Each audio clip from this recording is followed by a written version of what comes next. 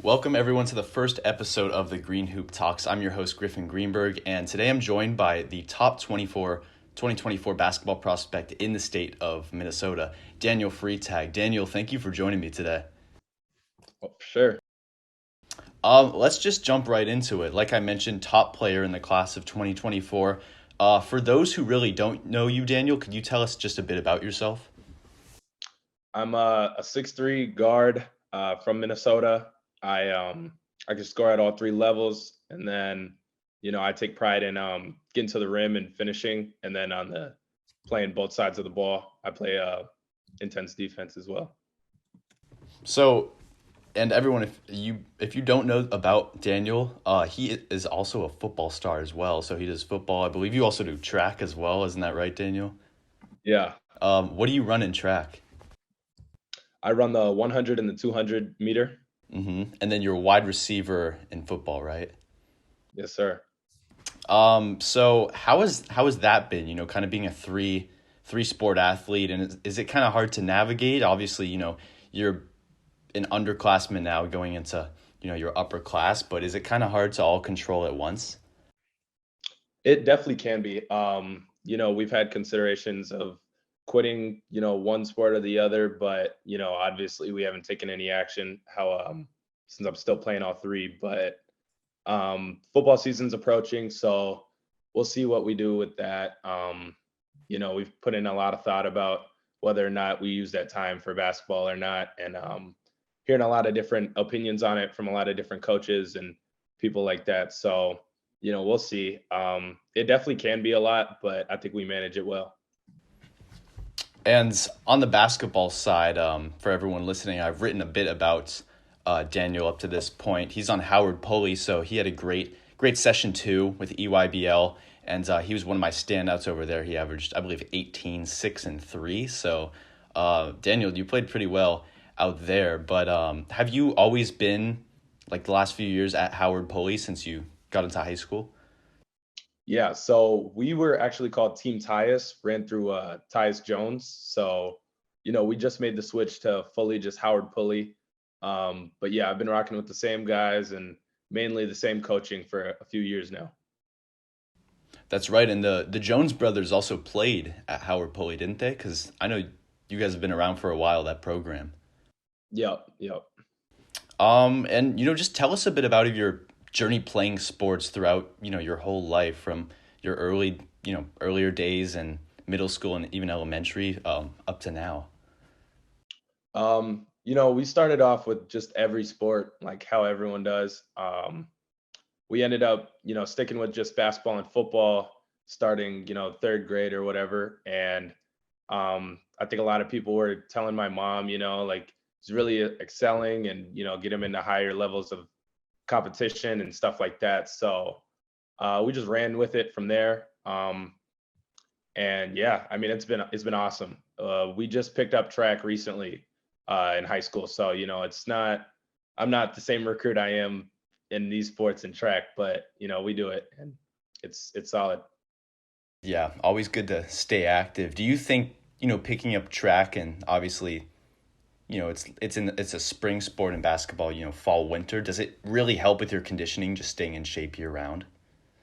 It definitely keeps me, on my feet on days that maybe I wouldn't be, that I don't have AAU practice or tournaments. So yeah, it's a good conditioner. Did your parents really, you mentioned they really threw you into that. Did they play sports when they were growing up a lot?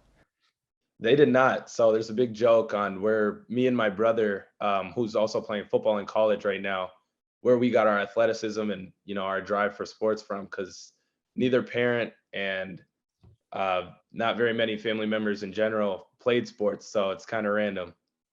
And where's your brother at right now? He's at Minnesota State, Fergus Falls. He's playing football for that JUCO. Have you always had like a very competitive, relationship with him?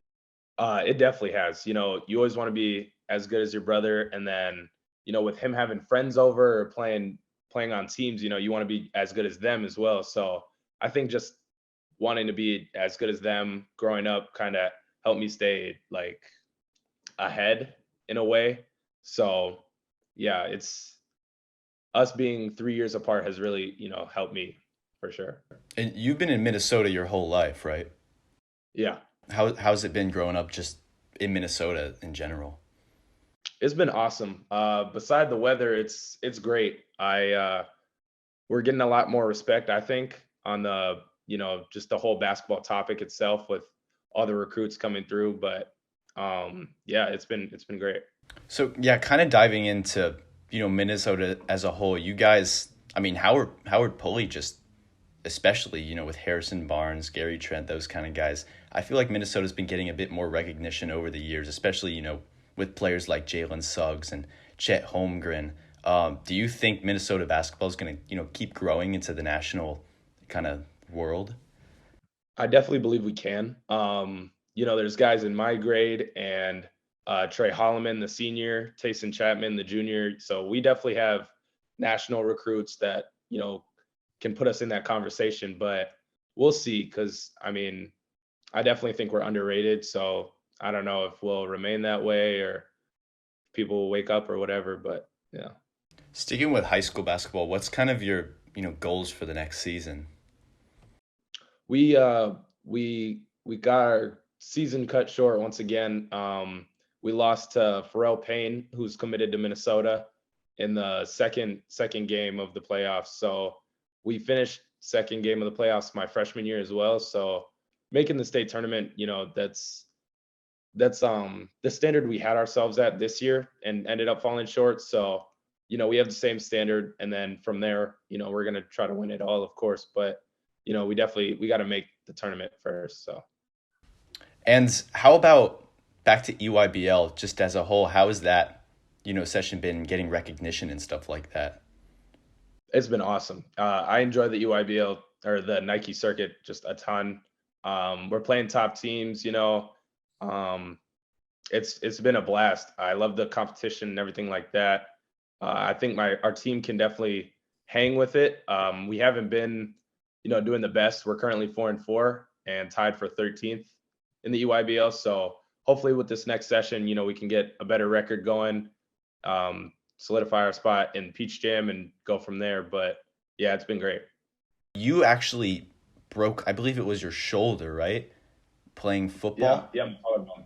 So when kind of was that timeline? Because football season and basketball season kind of, start to like conflict with each other towards the end of football and beginning of basketball. Was that freshman year or was that this past starting sophomore year? I broke my collarbone the third quarter of the first game of the season in football. So I ended up missing the whole football season and then being ready to play about a week after football season ended. So I was sidelined for the whole football season, and then I was ready to go by basketball season.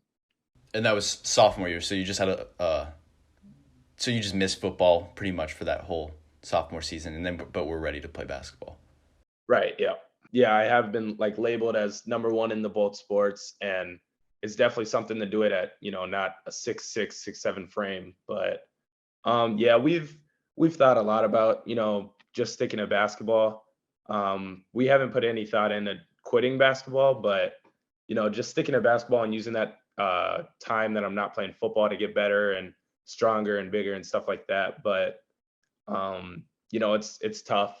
I definitely want to choose when I, go out. I want to go out on my own terms, not let just the injury decide that, that'll be the end of my football career. But Did that injury have some weight into, just the topic coming up as a whole? yeah, definitely for my mom, especially. She's big on that. I don't see it as a very big problem. I just got, unlucky. I've played football growing up every year of my life. So, for it to happen last year, that's just unfortunate. But Right. And so you have, four offers, which I've talked about a bit, just on Twitter and stuff like that. I believe it's Baylor, Minnesota, Wisconsin, and Iowa State for basketball, correct? yes, sir. Do you have offers or interest for football? I do have interest. I do not have any offers for football. Limited film, not very much credibility, but no excuses. I do have interest, and so I will be checking out some camps this year and going on some visits. But Um, yeah, that's if I decide to play. Yep. Kind of diving in, to that recruiting process as a whole, let's stay on the basketball side. I know you just recently took a visit to Baylor. How was that? It was amazing. I enjoyed that a ton. My mom did as well. We set aside Monday, Tuesday, Wednesday to head up there, up in Texas, Waco. But it was great. That's where they gave me the offer as well. So of course I'm biased, but yeah, it was amazing. But you've been to, I mean, I saw you play, at the Wisconsin camp out there for basketball. You've obviously, been to Minnesota a bit. Do you like those campuses and stuff like that? Oh yeah, yeah, for sure. I think it was just significant that we went so far. We flew out to Texas, so it just stands out a little bit. But yeah, I've been to Iowa State once or twice, and then Wisconsin for the camp, and then for a game day visit, and then I've been to Minnesota tons of times. You just got the Baylor offer. Was that kind of in result to how you've been performing in AAU? That's so this Baylor offer, it didn't come through really any basketball. So there's Jared Nunes, he's coach up in Baylor or at Baylor. He's an assistant coach. He grew up in Minnesota, and so of course he has connections and ties in Minnesota. Hmm. And people were like referring me to him on not my basketball, but my character. And so he ended up checking out a basketball game, and it ended up being the 30-point game versus Team Griffin. And, he was impressed, and he ended up watching the rest of that tournament along with the staff, and they were impressed. So they got me down, and, they gave me a ton of compliments on my character and such. And I think that's what motivated, the scholarship. But it really wasn't, basketball that got me that offer. And have you received any more interests from any colleges that you can mention or anything like that?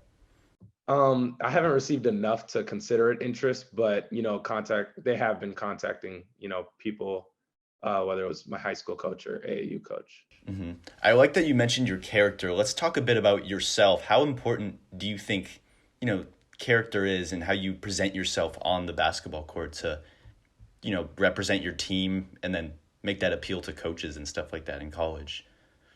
I think it's just super underrated. I see a lot of players that are, good and better than me, you know what I mean? So it's just like what really makes you stand out. And with me watching, the college basketball and college football, like, everyone's great. So like what sets you apart from those other players that can jump higher and run faster than you can? So, I take a lot of pride in my character, and it's paid its dividends with this scholarship. What do you say are some other kind of non on court, if you will, assets that you have that you kind of display to the court? For example, I think your focus is really good and kind of underrated.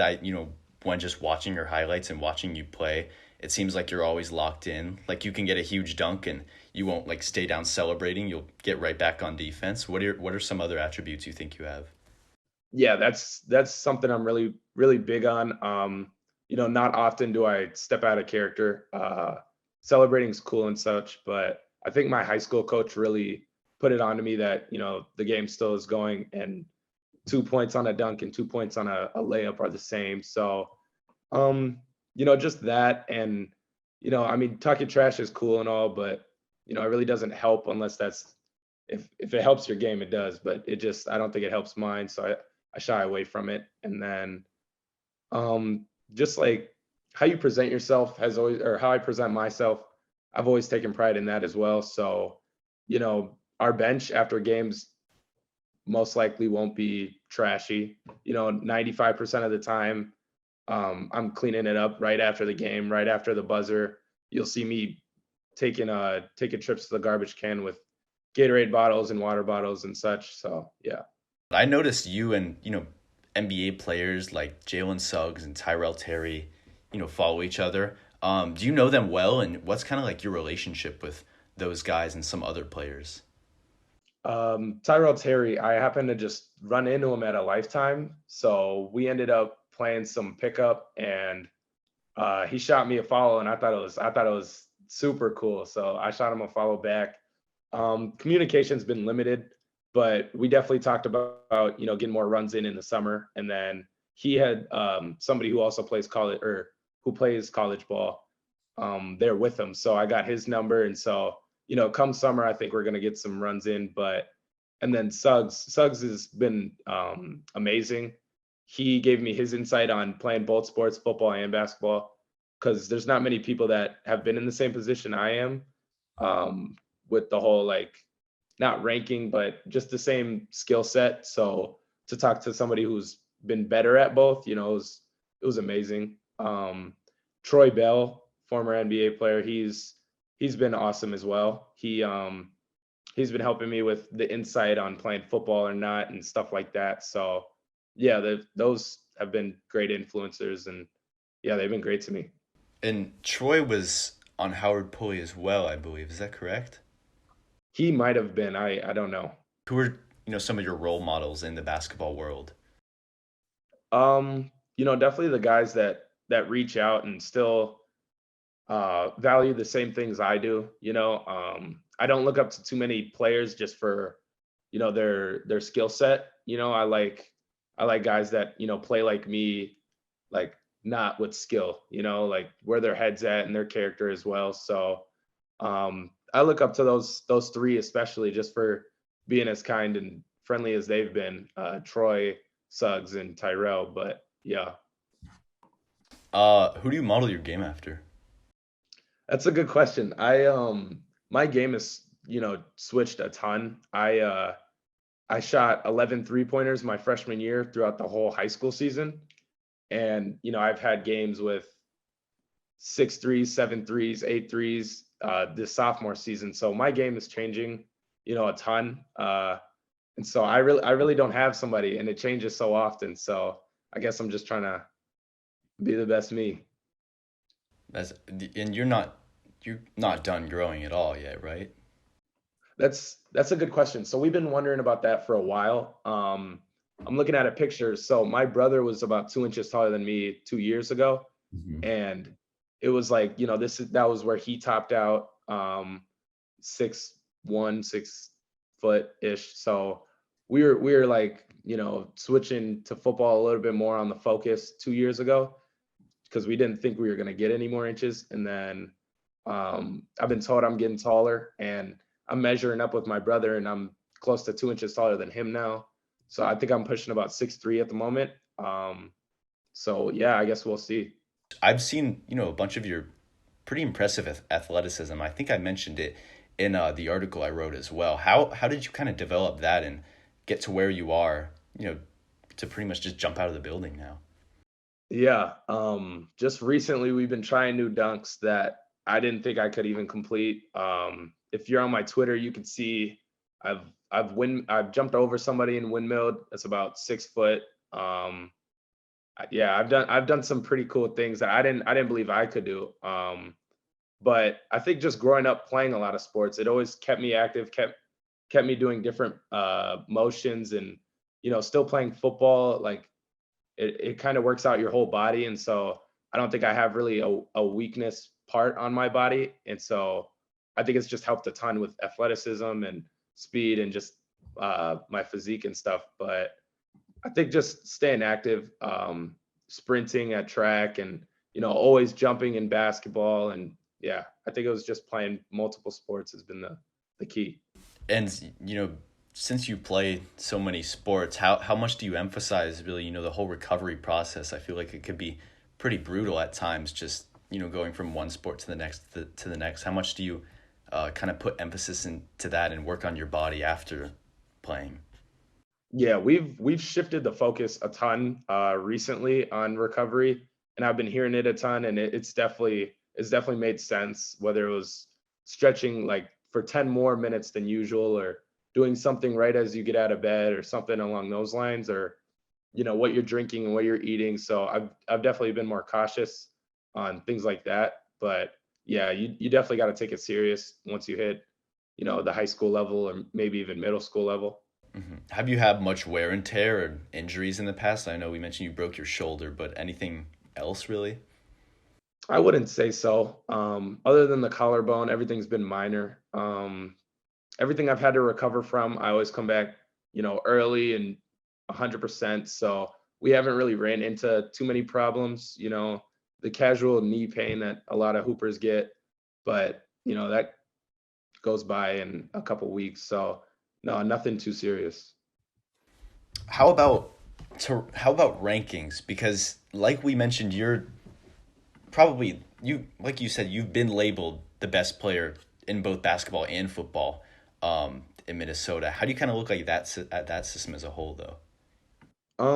So with the national ranking, I don't pay it too much mind. I don't pay the Minnesota ranking too much either, although, it's a lot easier to consider 30 players in 20 cities, compared to nationwide rankings. So, I think popularity has a lot to do with it as well. So I don't really trip over the whole rankings national wide, but I've no stars, no rankings, nothing.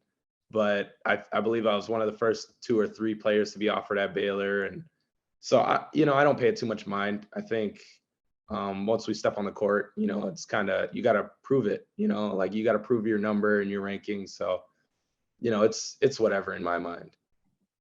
And yeah, I'm sure by the time you're a senior, probably even end of junior year, I'm sure you'll be ranked nationally, Yeah. like in the top 60 or top 100. But right now, it's just about kind of trusting your own process and stuff like that.